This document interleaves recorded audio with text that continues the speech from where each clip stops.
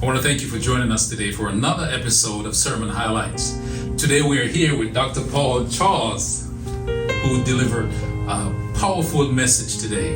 Powerful message, sir. I want to thank you for coming here and sharing with us. You're welcome. Your story. Is the title Your Story or the title of the message was Tell Your Story? Tell Your Story. Yeah. All right, so why don't you give us a little bit of that story that you... Okay. Usually we are quite impressed with the stories of other people, especially if they were successful. Right.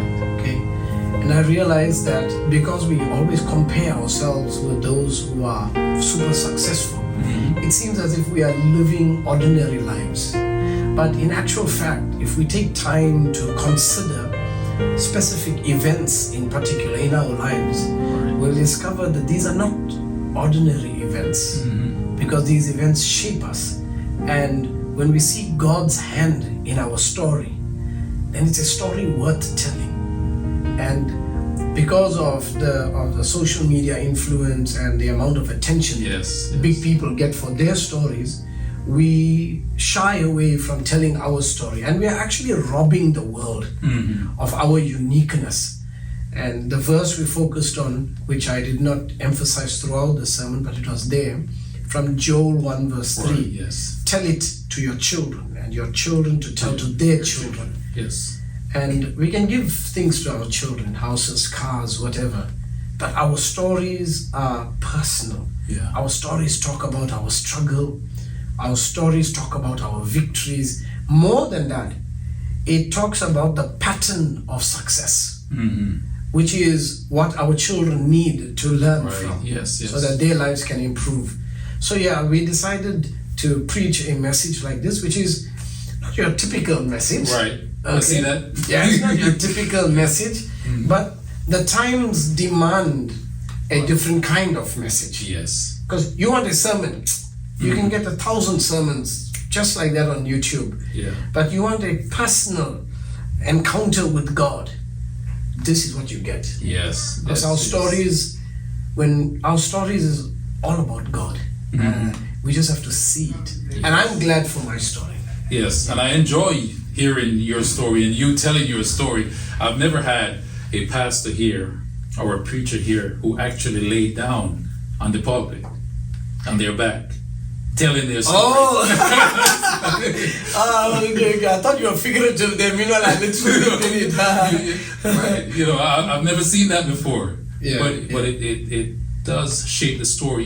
It kind of brings color to it. You know, just kind of take us to that place and show us what you were feeling, what you were going through, all the emotions. Yeah. And all that. And the pastor asked me if I had a PowerPoint presentation, to show on the screen. I don't do I don't do PowerPoint, because for me it will slow you down. Yeah, for me preaching is not making a presentation. Right. Yes. Because the moment of preaching is not to share information, but it is to lead people to the process of transformation. Right. And there's nothing that transforms more than your personal story, especially if you can see God's hand working in it. Yes. Awesome. So I know you're telling your story and you mentioned back in Africa, right? So tell us, what are you doing here? I mean, from there to here, why are you here now? I used to be a full-time pastor in the Seventh-day Adventist Church. Okay. I am not an employee of the church anymore. I resigned from my work maybe 7 years ago. Okay. I was our division communication director. Oh, okay. So I resigned. When I resigned, it was like the world came to an end. It was a difficult time for me. And I realized that God has gifted me with multiple gifts. And about 7 years ago when I resigned, I thought that everything comes to an end. But then I saw God's hand working as He, through His Spirit, was helping me to reinvent myself. I saw so many different parts of who Paul Charles is. Right. Because for my whole life, people only saw me as a preacher, which I still do. I preach, almost every Sabbath I preach. Like I was here in Atlanta, and the pastor said, please stay and do the sermon for us. So I've never refused preaching. I'm preaching to more people now, but there's different sides to everybody. So I am here in America to talk about and launch an awesome academic coaching program for high school students. Okay. It's a program that my daughter designed, and I'm the co-author of it. I helped edit it. But this program is to help students excel in high school, so that they don't just pass. Right. I want them to get a quality pass. And America has one of the highest dropout rates for high school and university. And there's so many, of course, there's a lot of factors that contribute to that. But that's no excuse, because one of the critical factors that will determine whether you are economically successful in the future is passing high school. Yes. And more than that, of course, you go to university, you earn more. And I just found from my own life that education can break the cycle of poverty. And I'm promoting the program here and launching it here. It's called Resilient Learning. Resilient Learning. And it's an awesome program. We tested it in different countries. We launched it in India. I'm going back to India after 2 weeks because they asked me to come for a different kind of launch for the universities. Okay. And we've launched it here in America. We're going to launch it in the UK. Well, that's why I asked you about your friend. Okay. Yeah, we're going to launch it in the UK, but after India. So it's a program that I believe the Lord impressed us to design. So the program is basically, when your child is doing bad in mathematics, we get a tutor to tutor them in maths. You're right.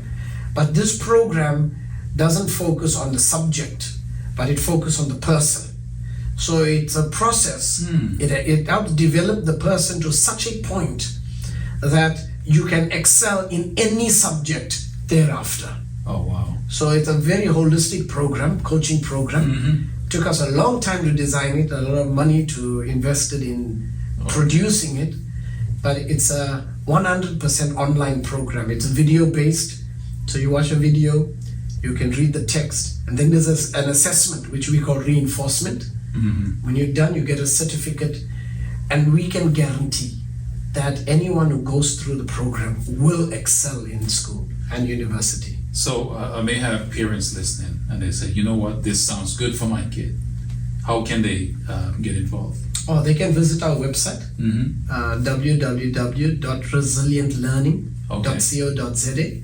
Okay. Yeah, and everything is online, so there's no one who needs to actually call me, because everything we've designed is online. The courses and the whole procedure is there. All right. And we designed it online because everyone is on their phone now. Okay, so it's mobile friendly, and any student can access it, and it doesn't matter where they are now. We have a very unique system where we can make it available literally to every student in every school.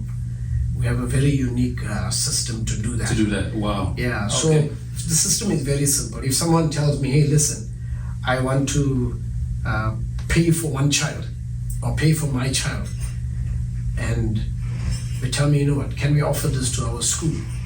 So if you tell me, listen, I want to sponsor this school, right? Our commitment is that we will make it available to every student in that school.